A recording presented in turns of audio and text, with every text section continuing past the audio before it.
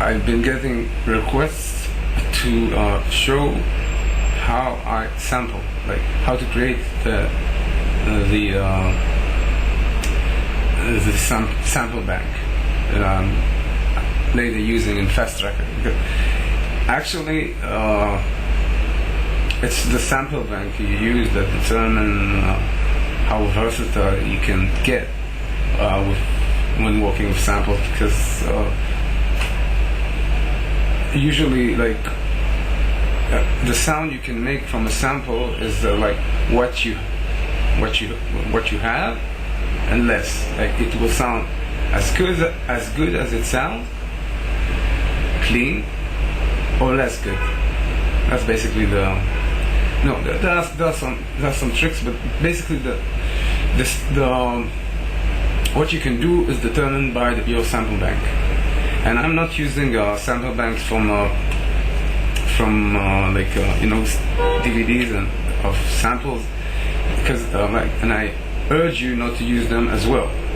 And the reason is that when working in such environment as Fast Tracker, and when using only samples, when not using any sort of compression, like Fast Tracker has a very unique limiter that is it works like a distortion, but it somehow it separates frequencies and can distort only the bass or only the mid, so you get like a really cool sound from it, but there's no compression, there's no attack, the release and all that stuff. It's really unique in that sense. So you shouldn't use samples from sample banks, because what you get is the final product, it's the final song. So you need the sound to be already produced, already after limiting and after compression and after any EQ. You are working on like what you hear is what you get. Later you can master it, sure, but you shouldn't think about that, because you don't hear it when you work on it. So you have to build your sample bank, and for that you need you can sample from MP3 files, but really that's lame. Samples really, when working with samples, you really hear the differences between MP3 and Wave, and the difference is usually in the samples from MP3 are not as loud as samples from Wave. They simply are not. The same song, you can sample it from MP3 or from Wave, like from CD, and the one from the CD will sound louder, and this means a lot in your final track. I will try to show you how I sample from a song of mine from V. I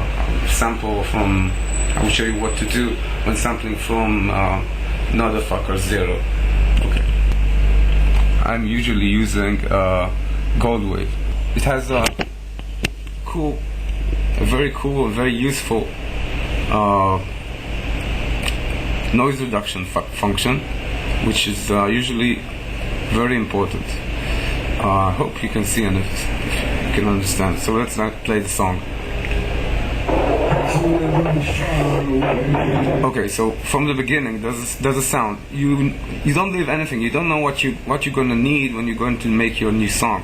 So like this would be a sample.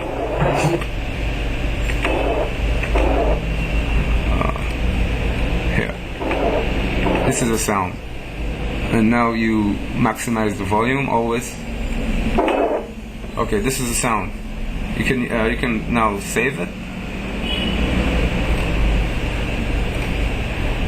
And then like you give it a name. So like what does this sound like? You have to think when you're going to need it, or what you're going to search for.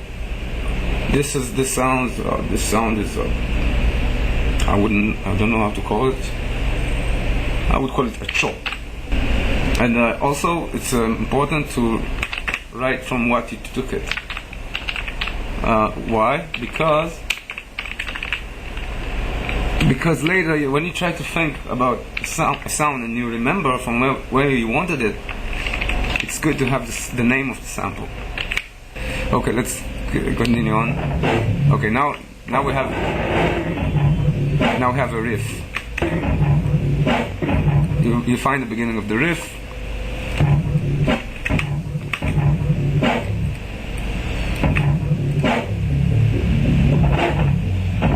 Now you have a riff. I need just to loop. You maximize it. I call this BSDRF. It's cool to use like short names because later you don't need like a very long name, and then all the bass drum riffs you find in the same location on your folder. Now you have a riff, but you don't have to like just take that. You can now, because later you will use only things that you prepared. So if you want to like check what this can sound like, then this is the time when you are sampling. So like let's try noise reduction. Let's try same thing. Do some. That doesn't do much. Okay, now we can do some filtering maybe.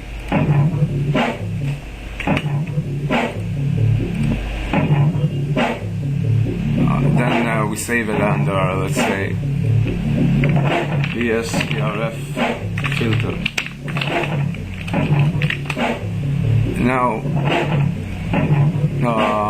Now it's time to play, like with some distortions perhaps. Let's see what we can get.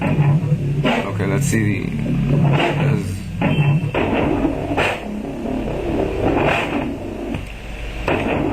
Okay, so we have something. Save it.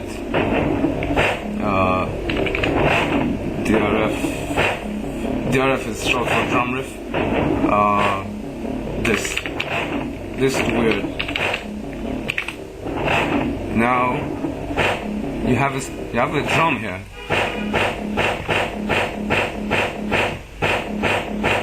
So we can save that as well. Let's save it. Let's save it as SN plus bass. You might look for a snare and not look for the entire thing, and this sound might be useful for you. So basically, this is how it goes.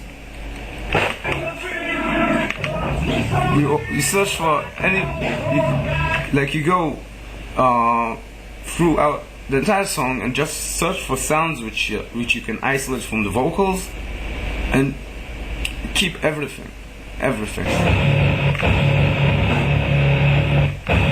Here you get like what I call a GDRF, meaning a guitar drum riff. GDRFs are usually, when you try to look for guitars, usually you'll be working with GDRFs, meaning guitar riffs with drums on them. Not a lot of bands would put like a guitar without anything, and if so, it will only be in like a very short period before the entire band starts. You get many variations for like guitars. You have guitar release. You get guitar, what I call GT chaka, which is like when they do like the guitar. If you need it, you have to isolate it, and you'll pull it when you need it. There's guitar slide. There's many with guitars. You have to build your vocabulary for your sample bank. Yeah, this is what I do, like sampling. It takes a lot of time. A lot of people want my sample bank, and I won't give them because I worked on it. Fucking lazy ass. Okay. That was lesson 2.